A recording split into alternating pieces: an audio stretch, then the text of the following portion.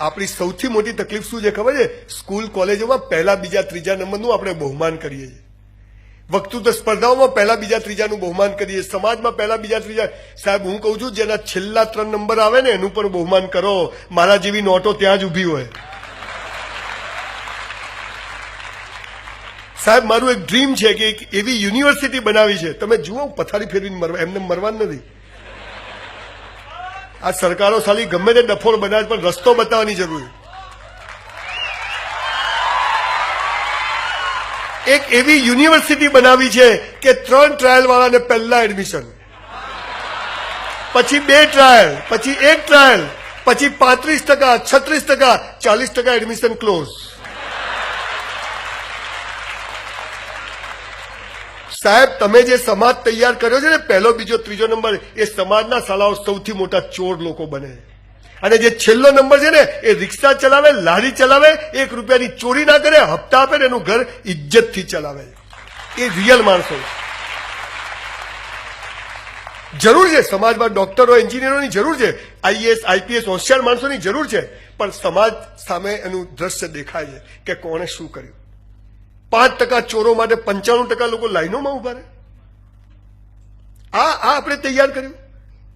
સવાલ એ સાચું છે કે ખોટું મારે એમાં નથી પડવું, પણ દરેક વસ્તુ માટે માણસનો મૌલિક વિચાર તો કરતો હોવો જોઈએ. પણ સ્કૂલ કોલેજોમાં આનો સત્યાનાશ કરી નાખ્યો છે, બધું જ ખોટું શીખવાડીને. એટલે તમે ક્યારેય કોઈ ચીજ સામે ઉભા થઈને બોલો જ નહીં. તમે એટલી પરોજનોમાં, એટલી પ્રોબ્લેમમાં તમને મૂકી દીધા છે કે તમે બીજા કોઈ પ્રોબ્લેમ જોઈ શકો જ નહીં. સવારથી સાંજ સુધી પરીક્ષા, ભણતર, એજ્યુકેશન, 2 ટાઈમ પૂરું કરવાનું. સાલા સ્કૂલ કોલેજોમાં પૂછે જ્ઞાતિ, પછી નીચે પૂછે પેટા જ્ઞાતિ. એટલે નોટ નથી દેખાતી તને?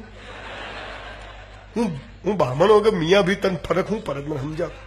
ખરેખર આપણા નામ શું હોવા જોઈએ ખબર છે? GJ5 1, GJ5 2, GJ5 3, GJ. સાલો problem જ પૂરો થઈ જાય. સાહેબ ધર્મ અને સેક્સ આ 2 વ્યક્તિગત ખાનગી હોવા જોઈએ. હું મારા બેડરૂમમાં શું કરું કોઈને ના કહું, તો હું કયો ધર્મ પાળું એ પણ હું કોઈને ના કહું. અને એ દિવસે આ દેશની પ્રગતિ થશે. સાહેબ એક ગરીબ ઘરમાં જન્મ્યો, 1 રૂમનું ઘર, ઘરમાં એક ખાટલો. મને યાદ હોય સિવિલ હોસ્પિટલમાં ચૂચૂ અવાજ આવે, સાલી પેન્ટ ફસાઈ જાય, ધ્યાન ના રાખો તમને. કેટલાય મહેમાનોની ફાટી ગઈ હશે. ફાટે છે. પણ આ તન અને મનની વાતથી રહેવા માટે એક ઘર નહોતું. અત્યારે મારી 161 બંગલોની સ્કીમ ચાલે છે સાહેબ. એઝ અ બિલ્ડર 120 ફ્લેટની સ્કીમ ચાલે. પાલનપુર નવાબ સાહેબનો હમણાં મેં કરોડો રૂપિયામાં પેલેસ ખરીદ્યો છે. I am going to start a heritage hotel over there. મારા બાપુજીની એક દરજીની દુકાન હતી ઓટલા ઉપર. અત્યારે મારો 7000 ફૂટનો ગાર્મેન્ટનો સ્ટોર છે. એક વ્યાયામશાળામાં હું કચરા પોતું કરવા જતો હતો. અત્યારે મારા 2 જીમ ચાલે છે. મૂળ વાત શું છે? I was waiter in a hotel for 3 years in my life. Today મારી પોતાની હોટલ છે, મસ્ત હોટલ છે. See the grace of God. Sanjaybhai તમે શું કર્યું? બેંક લૂંટી. તારે સાલા કઈ કરવું જ નથી. પુસ્તકો વાંચ્યા પછી ખબર પડી કે ઈશ્વર, અલ્લાહ, જીસસ એક જ વાત કહે છે, તું લાયકાત કેળવ, હું તને બધું જ આપીશ. આપણે કે તું પહેલા આપ પછી લાયકાત કેળવ. હરામી નંબર 1.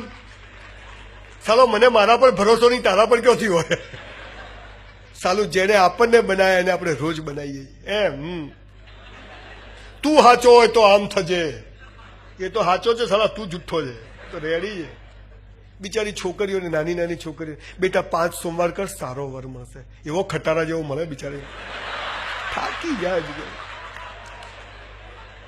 પેલા બિચારી વર આજુબાજુ ફરે, પછી વર આજુબાજુ ફરે.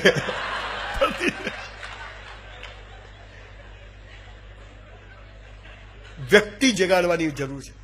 એક વ્યક્તિ જાગી જાય ને સાહેબ, એક ચાણક્ય ભરવાડને રાજા બનાવી શકે છે. હિટલર નામનો માણસ એક સામાન્ય ખેડૂતનો છોકરો કરોડો યહૂદીઓની પત્તર ઠોકી શકે છે. આ શું ના થઈ શકે? પણ આપણે આપણી જાતને જ ઓળખતા નથી. અને જાતને ઓળખવાની કોઈ એજ્યુકેશન સિસ્ટમ જ નથી. તમને ખબર છે what is education? To educate. To educate means ભીતરની શક્તિને બહાર લાવે. That is called education. આ તો કે દબાવે, દઈ જા, આગળ કયો જાય. પછી આપણા બી પગ ખેંચાઈ જાય. ભગવાન મારી સાથે આવું કેમ કરે છે? તે સાલા ધંધા જ કર્યા છે. કદી કોઈ ટેકો કર્યો જ નથી તે બેટા. જ્યારે આપણું ધાર્યું થાય ને સાહેબ ત્યારે આપણે ખુશ થઈએ છીએ, પણ જ્યારે આપણું ધાર્યું નથી થતું ને ત્યારે માલિક ખુશ થાય છે. સાલો દુઃખી થવાનો સવાલ જ પેદા થતો નથી. જ્યારે આપણું ધાર્યું નથી થતું ત્યારે માલિક ઈશ્વર ભગવાનનું ધાર્યું થાય છે. દુઃખી થવાનો સવાલ ખરો? મારે 12માં 52% ના આવ્યા હોત ને સાહેબ, પછી એન્યુઅલ એક્ઝામમાં મારે 52 જ આવ્યા ખાલી. બધા મેડિકલમાં કે અમારા દોસ્તારો ડોક્ટર થઈ ગયા, આપણે કમ્પાઉન્ડર. એના બધી વાત યાદ આવી. અમારી એક મારા બાપા મને કહે કે બેટા કમ્પાઉન્ડરનો ઇન્ટરવ્યુ છે, તું હાલવા જાય ને. પેલું 12માં 54% આવ્યા.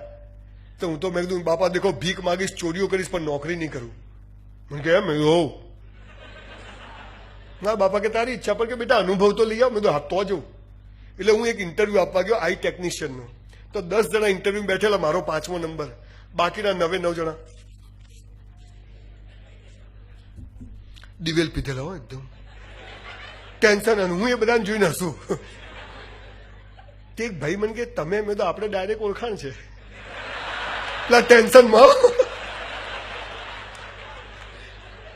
પેલો પહેલો નંબર દિવેલ પીધેલો અંદર જાય, દિવેલ પીધેલો બહાર આવે.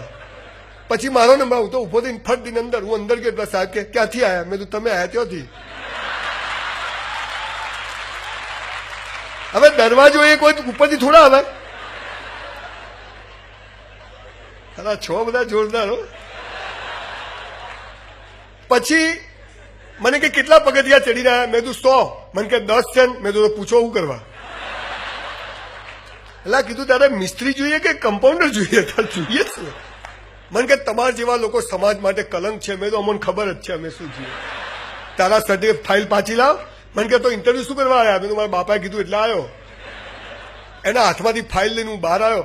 બહાર હસતો એટલે પેલા 4 જણા કે મને કે શું થયું? મેં કીધું પાસ. પેલા ઉભા થઈને જતા રહ્યા. આ સાલો આપણો કોન્ફિડન્સ, આ આપણું વ્યક્તિત્વ. પછી ફિયરલેસ લાઈફની ગમે એટલી કરો, ફાતડાઓ તૈયાર થાય સમાજમાં, તો શું થાય નહીં. સાહેબ એક આટલો મોટો પથ્થર હોય ને, પથ્થર જ હોય, આપણને બધાને આ પથ્થર જ દેખાય, પણ એક મૂર્તિકાર હોય ને એને મૂર્તિ દેખાય. એ શું કરે છે ખબર છે? પથ્થરને એમાંથી વધારાનો ભાગ કાઢી નાખે. શું કરે? વધારાનો ભાગ કાઢે ને એટલે અંદરથી બેસ્ટ મૂર્તિ બહાર આવી જાય. આપણે આપણા જીવનમાંથી કશું ઉમેરવાનું નથી, ખાલી વધારાનું કાઢી નાખો ને એટલે આપણા અંદરનું બેસ્ટ વ્યક્તિત્વ બહાર આવી જાય. આટલું જ જીવનનું હતું.